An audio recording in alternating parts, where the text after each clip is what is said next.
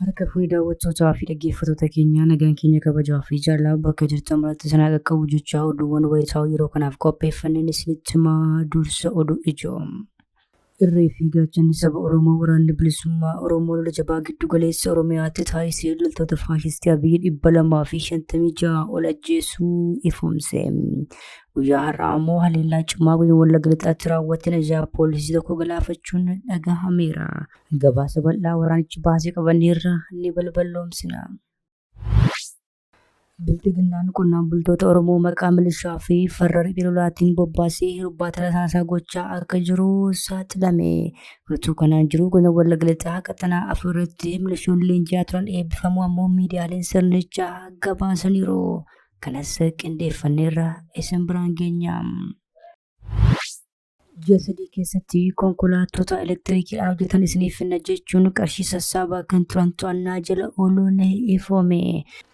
Namoota to'ataman kana keessattis Mansuur Jamaal, Salaawwit Fiqiree fi Yigirram Dajanee dabalatee namoonni bebbeekamoon hedduun keessatti argamu jedhame.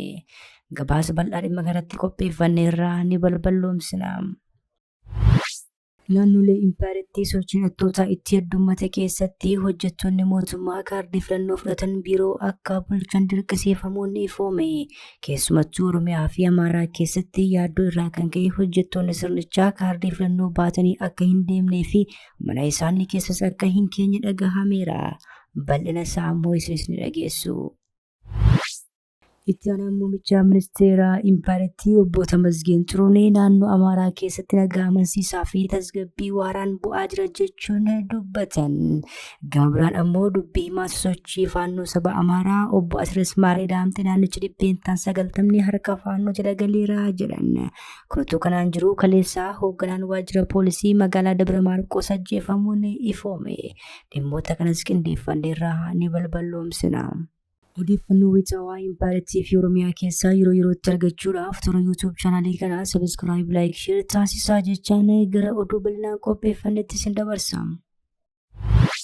Irree fi gaachanni saba Oromoo waraanni bilisummaa Oromoo lola jabaa giddu galeessa Oromiyaatti taasisee loltoota faashistii Abiyyi 256 ol ajjeesuu ifoomse.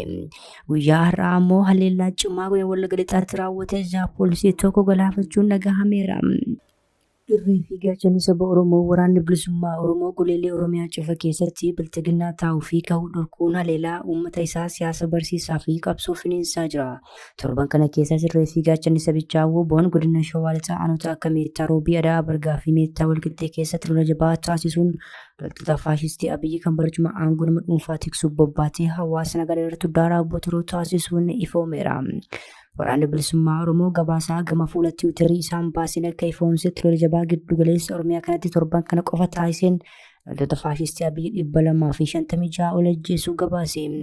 Gabaasicha irraa akka hubatamutti kanneen 179 ta'an yoo madaa'an 122 ammoo booji'amaniiru. Irree fi gaachanni saba Oromoo waraanni bilisummaa Oromoo konkolaattota ooraalii Zoo 23 qawwee Akaamaa fi SKS hedduu irraa hiikkachuus ibseera. Kunuutu kanaan jiru guyyaa har'aa irree fi gaachanni saba Oromoo waraanni bilisummaa Oromoo zoonii Lixaa godina Wallagga Lixaa aanaa naannoo Assaabii haleellaa cimaa humnoota biltiginnaa irratti fudhachuun ajajaa poolisii ajjeesuu ifoomse. Ajajaan poolisii ajjeefame kun Zinaabuu akka jedhamu kan himame yommuu ta'u konkolaataa siree fi isaan fayyadamaa turanis daaraa botoroo ta'uu gabaasni WBO ni addeessa. Biltiginnaan qonnaan bultoota Oromoo maqaa milishaa fi farra riphee lolaatiin bobbaasee hirbaata rasaasaa gochaa akka jiru saaxilame. Kunuutu kanaan jiru godina Wallagga Lixaa qaxanaa afuritti milishoonni leenji'aa turan eebbifamuu miidiyaaleen biltiginnaa ifoomsaniiru.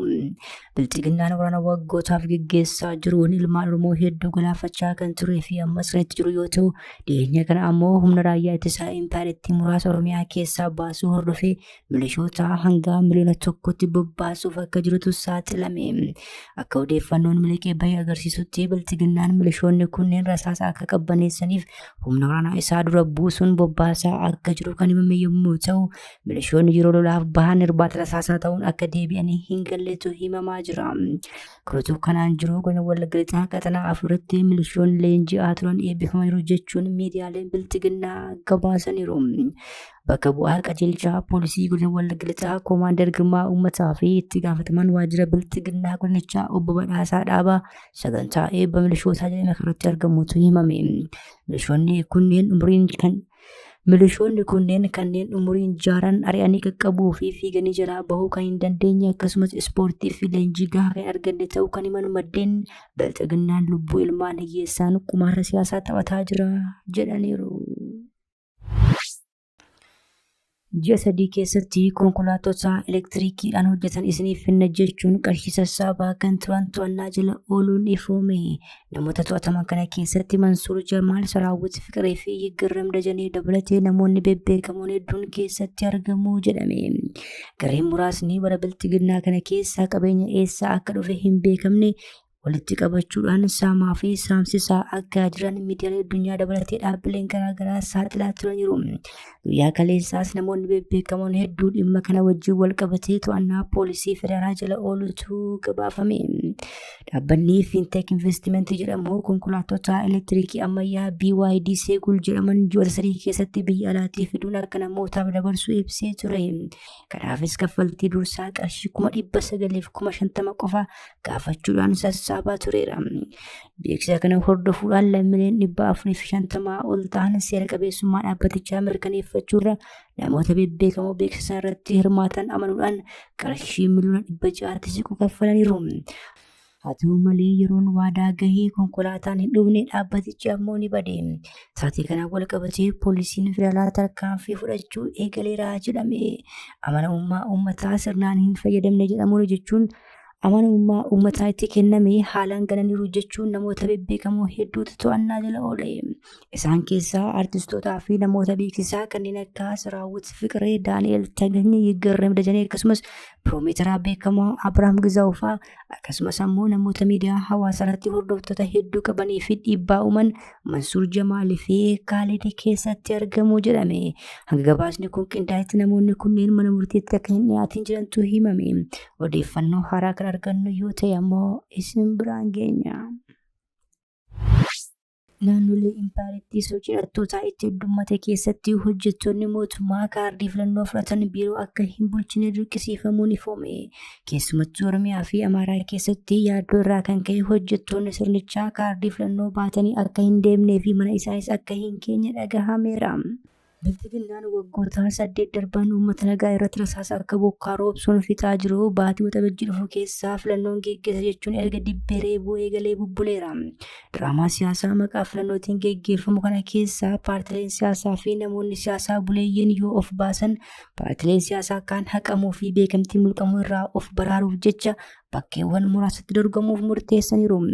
Filannochi naannoo Tigraay keessatti guutummaa kan geggeeffamne yoo ta'u, naannolee Oromiyaa fi Amaaraa keessattis bakkeewwan hedduun waboo fi faanoodhaan to'atamanii waan jiraniif magaalota gurguddoo irraa kan hafe waan geggeeffamu hin fakkaatu. Kutuu kanaan jiru miidiyaan Masarat jedhamu gabaasa qabatee bahin akka ifoomsetti namoonni filannoo kanaaf galmaa'an kaardii filannoo biiroo isaanii bulchaa jiraachuu ifoomse. Gabaasni sun akka agarsiisutti sababa rakkoo nageenyaa irraa kan ka'e namoonni filannoodhaaf galmaa'an kaardii isaanii dhoksaan biiroo akka bulchan dirqisiifamaniiru. Hojjettoonni mootummaa filannoo kanatti hin hirmaannu jechuun kaardii filannoo fudhachuudhaan ammoo hidhamaa, qoratamaa fi hojiirraa ugguramaa jiraachuu raadiyoon waazemaa jalqaba torban kanaa gabaasee ture. Bilchiginnaan filannoo biyyoolessaa waxabajjii dhufu geggeeffamuuf jiru kanaaf hojjettoonni mootummaa dirqiidhaan kaardii akka fudhatan taasisaa jira. Qaamoleen qabsoo filannoo geggeessan immoo Impaayiritti keessatti nagaa waaraan osoo hin bu'in filannoo geggeessuun qaama waggoota 8 uummata ajjeesaa tureef beekamtii kennuu fi umurii aangoo isaa dheeressuudha jechuun sochicha balaaleffachaa jiru. Itti aanaa muummicha ministeeraa obbo Tamasgeen Turunee naannoo Amaaraa keessatti nagaa amansiisaa fi tasgabbii waaraan bu'aa jira jechuun dubbatan. Gama biraan ammoo dubbii himaan sochii faannoo saba Amaaraa obbo Asiras Maaree Daamxii naannichi dhibbeentaan 90 harka faannoo jala galeeraa jiran.